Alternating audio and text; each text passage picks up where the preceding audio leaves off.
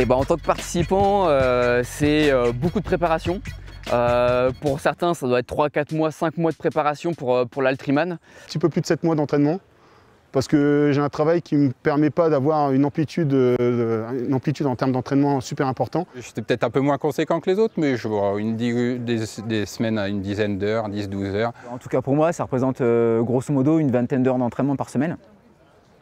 On a donné le maximum pendant 6 mois, même sur l'alimentation, même sur la course à pied, sur les entraînements physiques, mentalement, le boulot.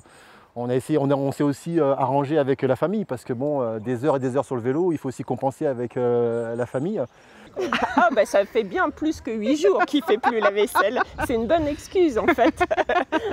On s'entraîne pour s'adapter, on s'entraîne pour progresser. Tout est question d'adaptation. Donc comme tu dis, même si tu es une Formule 1, tu viens à l'Altri, tu t'adaptes à l'Altri. Donc là pour l'Ironman, je me suis préparée avec mon copain qui lui était dès le début inscrit sur le full. Et il a eu la gentillesse de me prendre à chaque fois qu'il partait à l'entraînement. Donc c'est grâce à lui aussi que j'étais aussi bien entraînée. Parce qu'à la base, j'étais sur le half et j'ai fait quasiment toute sa prépa, donc toute la prépa d'un Ironman. Et c'est lui aussi qui m'a donné ce courage de m'y inscrire et de m'y croire aussi. Donc un grand merci à lui aussi. Du coup, voilà, on a toujours, en fait, on a cette date, quoi. On se dit le 7 juillet, voilà, on sait qu'on a l'Altriman. C'est une date en fait que tous les mois on regarde. Allez, plus que 3 mois, plus que 2 mois de prépa. Et je suis monté progressivement en température au fur et à mesure des mois. Donc un entraînement par jour jusqu'en mars. Et à partir de mars, quasiment 2 entraînements par jour. Et j'ai démarré la natation il y a 1 mois et demi là. C'est pas mon sport de prédilection, c'est pas mon sport favori. Et à Paris, honnêtement, c'est compliqué. Alors moi personnellement, je fais énormément de trail en dehors. Donc le défi cette année justement, c'était de pouvoir faire et du trail long et un triathlon, on va dire un peu de l'extrême comme l'Altriman. Et voilà, prépa pas facile parce qu'on habite dans l'Oise, à Beauvais. Donc du coup, c'est pas facile de s'entraîner pour la montagne quand on habite dans l'Oise. On fait des entraînements un peu particuliers, 12 fois, 15 fois la même côte. Alors on se prépare en faisant beaucoup de montagnes. J'ai la chance d'être à côté de la montagne, donc ça va aider.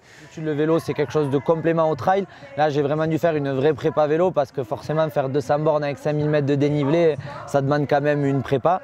200 et 250 km de vélo semaine et au minimum 70 km de course à pied avec au moins 2000 mètres de dénivelé semaine. Ouais.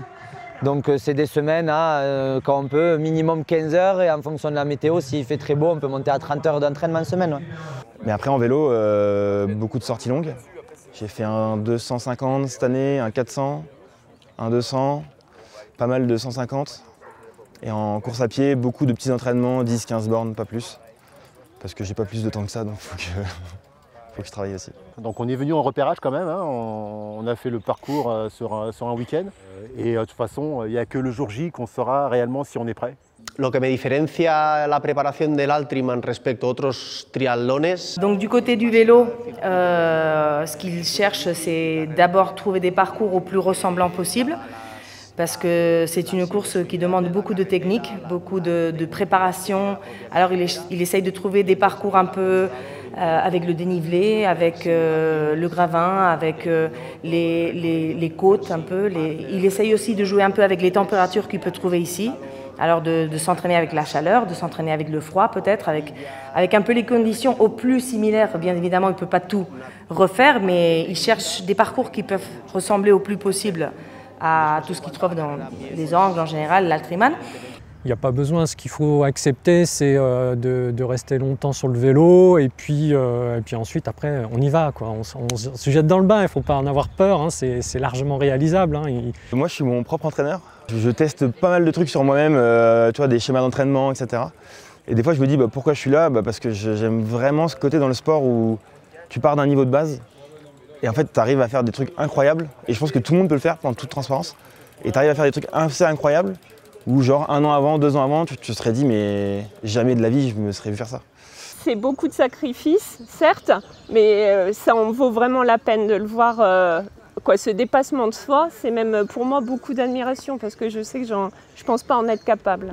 Oui, quand on organise ce genre d'épreuve, c'est un peu le but. Hein. On a envie de faire plaisir aux gens. Hein. C'est un peu comme un cuisinier qui a envie de faire plaisir avec son plat. Ben nous, on essaye de faire plaisir avec ce qu'on propose et les émotions qu'on va donner.